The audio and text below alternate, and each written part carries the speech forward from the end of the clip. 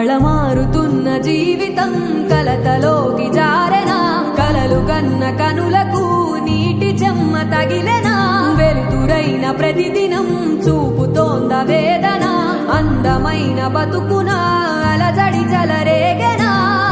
ఏమిటి నీ పాపం, ఏమిటి నీ నేరం, చీకటి ముసిరిందే చిటికల్లోనా, తీరదు నీ శోకం